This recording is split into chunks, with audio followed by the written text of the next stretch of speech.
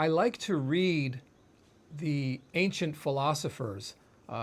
Don't judge me, but I just enjoy reading the words of people who lived thousands of years ago that are smarter than I am. And I make no bones about it. They're smarter than I am. And a huge majority of them, people like Plato and Aristotle, Epicurus, Seneca, Cicero, they all wrote about friendship. And to them, friendship was one of the most valuable things that you could cultivate in your lifetime. And I agree with that 100%. I've had my share of very, very good friends. Sadly, some of them have passed away, but the ones that remain, I try to stay in touch with them. I enjoy their company, and I know that I can be myself with them. I don't have to pretend. I don't have to put on any kind of airs. They're my friends. I'll do anything I can for them, and I'd like to think that the reverse is also the case. So recently, I was having a telephone chat with one of my friends who I've known, since college days, so at least 40 years, and I was asking him about a good friend of his who he's known even longer. They go back to elementary school. And I asked him, "Oh, how's your friend Mike doing?" And suddenly his, whole demeanor changed, and he said, "Well, Mike apparently is no longer my friend."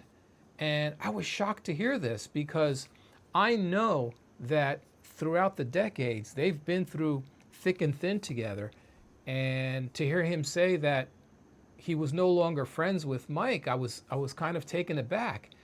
And I asked him what happened.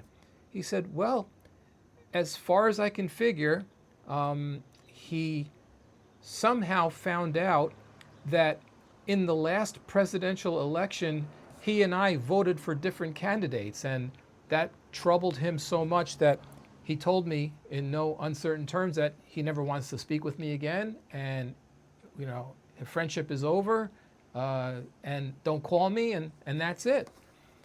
And I couldn't believe what I was hearing. I was absolutely shocked by that. I mean, they've known each other at least 55 years, and how do you just throw that away because of a presidential election? But this bothered me quite a bit, actually, because over politics, you're gonna break up a friendship like that over politics.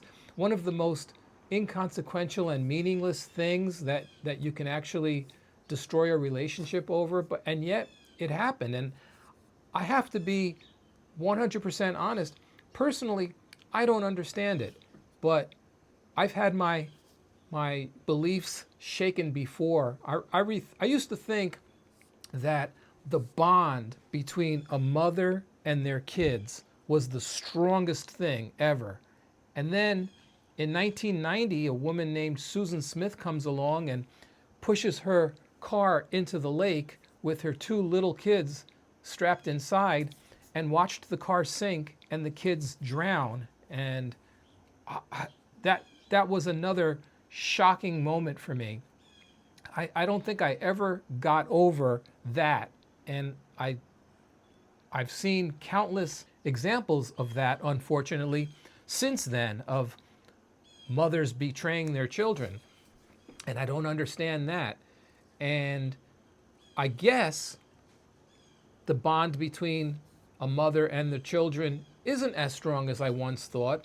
And I guess that friendship means different things to different people. And doesn't matter to some people how much time you've invested in a friendship. You can throw it all away at a whim because you're offended by something as trivial as politics. So, yeah, just my 2 cents. The older I get, the less certain I am of things, and this gets reinforced on a daily basis. What do you guys think? What are your thoughts on friendship? From my own perspective, when I've invested enough time and I've gotten to know someone, their politics would be, 100 on a list of 100 things that, would bother me. But I guess everyone's different and people see the world through their own eyes. But if you made it this far, thanks for watching, and I will talk to you again on the next one. Bye for now.